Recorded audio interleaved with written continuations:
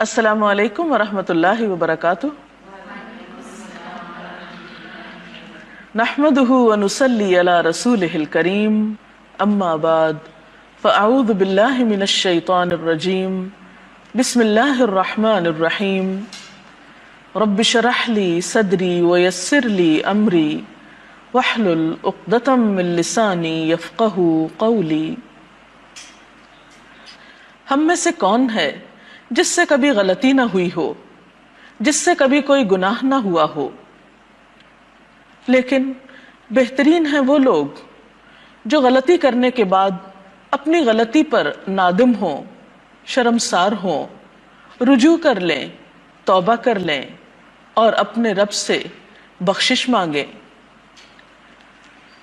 اور اگر وہ اپنے رب کی طرف رجوع کریں گے تو رب کو بھی مہربان پائیں گے، جیسے حضرت آدم علیہ السلام نے جب اپنے رب سے رجوع کیا تو اللہ تعالیٰ نے بھی اپنی رحمتیں ان پر عام کر دیں۔ قرآن پاک میں اللہ سبحانہ وتعالیٰ فرماتے ہیں، قُلْ يَا عِبَادِيَ الَّذِينَ أَسْرَفُوا عَلَىٰ أَنفُسِهِمْ لَا تَقْنَطُوا مِن رَحْمَةِ اللَّهِ إِنَّ اللَّهَ يَغْفِرُ الذُّنُوبَ جَمِيعًا إِنَّهُ هُوَ الْغَفُورُ الرَّحِيمُ۔ اے نبی صلی اللہ علیہ وسلم، آپ کہہ دیجئے کہ اے میرے بندو، جنہوں نے اپنی جانوں پر زیادتی کی ہے، اللہ کی رحمت سے مایوس نہ ہو جاؤ، یقیناً اللہ سارے گناہوں کو معاف کر دیتا ہے، وہ تو غفور الرحیم ہے۔ سورۃ الشورى میں بھی اللہ سبحانہ وتعالیٰ فرماتے ہیں، وَهُوَ الَّذِي يَقْبَلُ التَّوْبَةَ عَنْ عِبَادِهِ وَيَعْفُو عَنِ السَّيِّئَاتِ وَيَعْلَمُ مَا تَفْعَلُونَ۔ اور وہ اللہ ہی وہ ذات ہے جو اپنے بندوں کی توبہ قبول کرتا ہے اور برائیوں سے درگزر فرماتا ہے، حالانکہ تم سب لوگوں کے اعمال کا اسے علم ہے۔ تو بات یہ ہے کہ جو کچھ بھی ہم کرتے ہیں، جہاں بھی ہم کرتے ہیں، سب کے سامنے کوئی کام کریں یا چھپ کر کریں، وہ تو سب کچھ جانتا ہے۔ اور پھر کوئی جگہ ایسی بھی نہیں کہ جہاں ہم ان گناہوں سمیت اللہ رب العزت سے چھپ جائیں اور ہم اس کی پکڑ سے بچ جائیں۔ تو اس کا بہترین طریقہ اس نے ہمیں یہ بتایا ہے کہ تم اپنی غلطی کا اعتراف کر کے میرے حضور توبہ کر لو، غلطی کو چھوڑ دو، پلٹ آؤ۔ یہی راستہ انسان کے فائدے میں ہے۔ وہ خود فرماتا ہے، یا ایھا الذین آمنوا، اے لوگو جو ایمان لائے ہو، توبوا الی اللہ توبۃ نصوحا، اللہ سے توبہ کر لو، خالص توبہ۔ عسیٰ ربکم ان یکفر عنکم سیئاتکم، بعید نہیں کہ اللہ تمہاری برائیاں تم سے دور کر دے، وَيُدْخِلَكُمْ جَنَّاتٍ، اور تمہیں ایسے باغوں میں داخل کر دے، تجری من تحتها الانہار، جن کے نیچے نہریں بہہ رہی ہوں گی۔ تو گویا غلطی کرنے کے بعد اگر کوئی شخص سچے دل سے توبہ کر لیتا ہے تو اللہ تعالیٰ کی طرف سے اس کے لیے وعدہ ہے کہ اس کی برائیاں اس سے دور کر دی جائیں گی اور اسے جنت کے باغوں کا مستحق بنا دیا جائے گا۔ اور رمضان یہ تو ہے ہی سراسر اپنے گناہوں کی معافی کا موقع۔ نبی صلی اللہ علیہ وسلم نے فرمایا، من صام رمضان ایمانا واحتسابا غفر له ما تقدم من ذنبہ، کہ جس شخص نے ایمان اور احتساب کے ساتھ رمضان کے روزے رکھے تو اس کے پہلے گناہ معاف کر دیے جاتے ہیں۔ لیکن اگر کوئی شخص رمضان کا موقع پا کر بھی پھر گناہوں کی بخشش نہ کروا سکے تو ایسا شخص محروم ہے۔ حضرت کعب بن عجرہ رضی اللہ تعالی عنہ کہتے ہیں کہ نبی صلی اللہ علیہ وسلم نے لوگوں سے کہا، تم لوگ ممبر کے پاس جمع ہو جاؤ۔ چنانچہ ہم سب ممبر کے پاس جمع ہو گئے۔ حضور اکرم صلی اللہ علیہ وسلم تشریف لائے۔ جب آپ نے پہلی سیڑھی پر قدم رکھا، یعنی ممبر کی، تو فرمایا آمین۔ پھر جب دوسری سیڑھی پر قدم رکھا تو فرمایا آمین۔ جب تیسری سیڑھی پر قدم رکھا تو فرمایا آمین۔ خطبہ دینے کے بعد جب آپ ممبر سے اترے تو ہم لوگوں نے کہا اے اللہ کے رسول صلی اللہ علیہ وسلم، ہم نے آج آپ سے وہ بات سنی ہے جو کبھی نہیں سنتے تھے۔ آپ نے فرمایا جب میں پہلی سیڑھی پر قدم رکھ رہا تھا تو جبریل امین تشریف لائے اور فرمایا وہ شخص تباہ ہو جس نے رمضان کا مہینہ پایا اور اپنی بخشش نہیں کرائی۔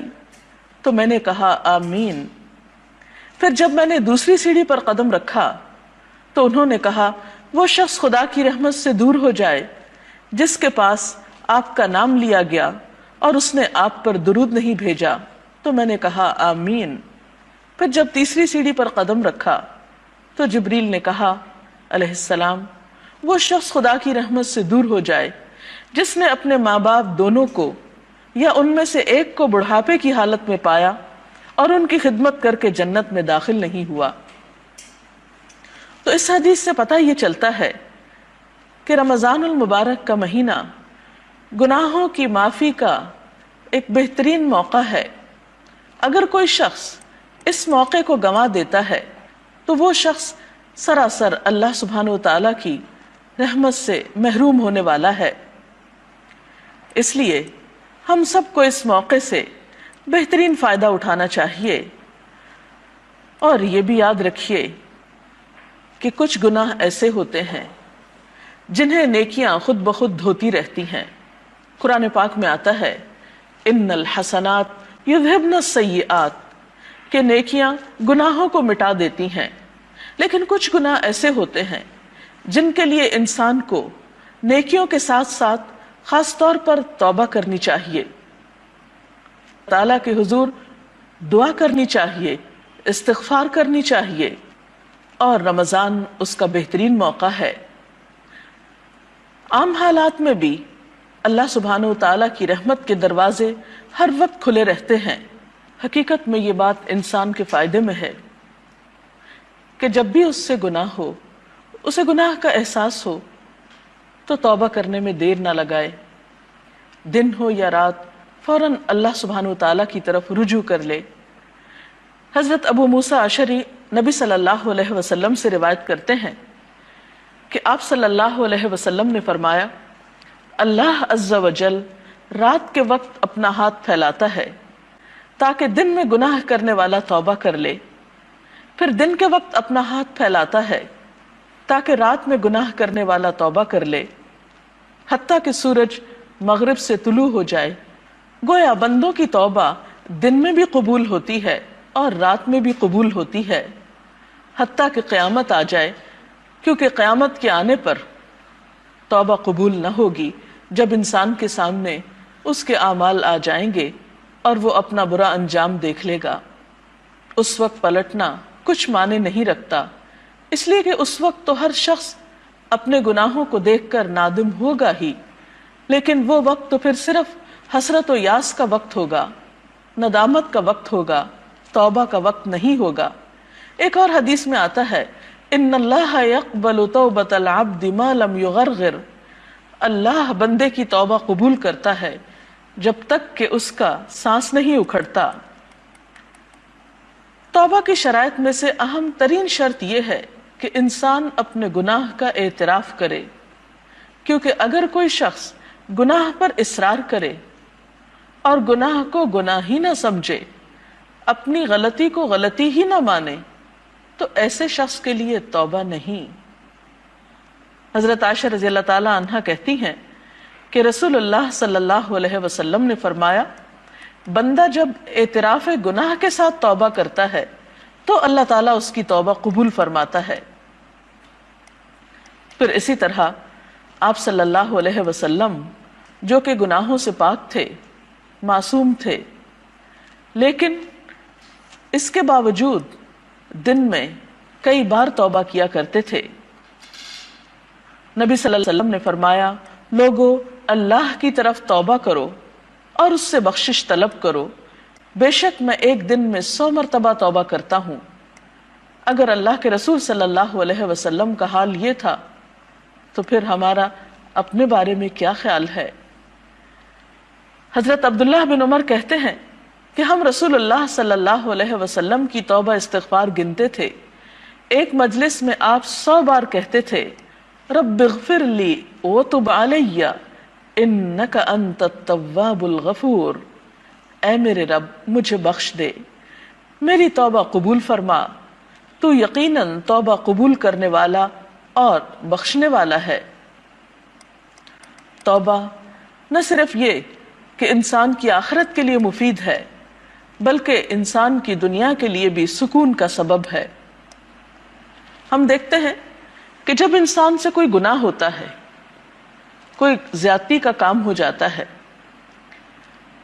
انسان جب اپنے رب کو ناراض کرتا ہے تو یہ نہیں ہو سکتا کہ پھر وہ مطمئن زندگی بسر کر سکے، وہ پرسکون رہ سکے. بھلا اپنے محسن کو ناراض کر کے بھی کوئی خوش ہو سکتا ہے؟ ہرگز نہیں.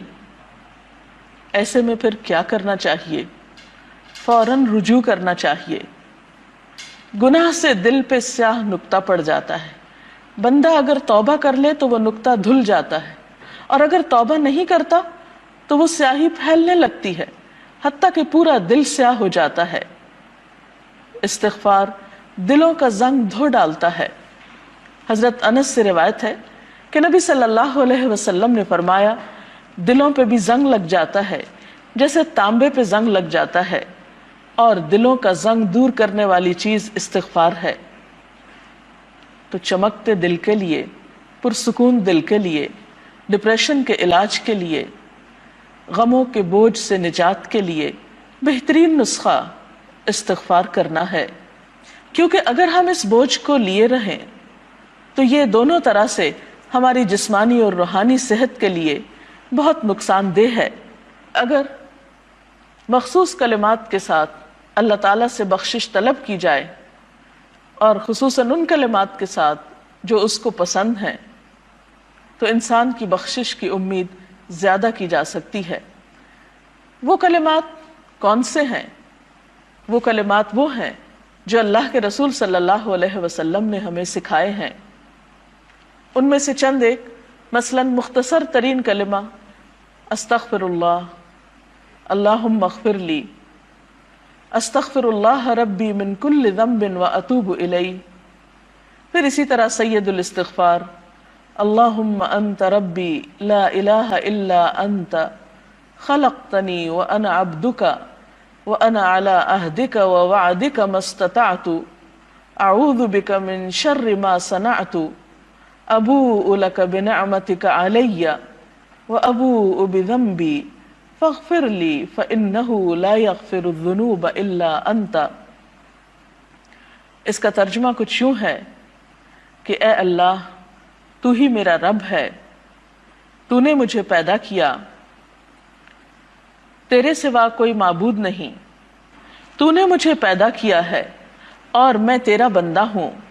میں اپنی استطاعت کے مطابق تجھ سے کیے ہوئے عہد اور وعدے پر قائم ہوں. ان بری چیزوں سے جو میں نے کی ہیں تیری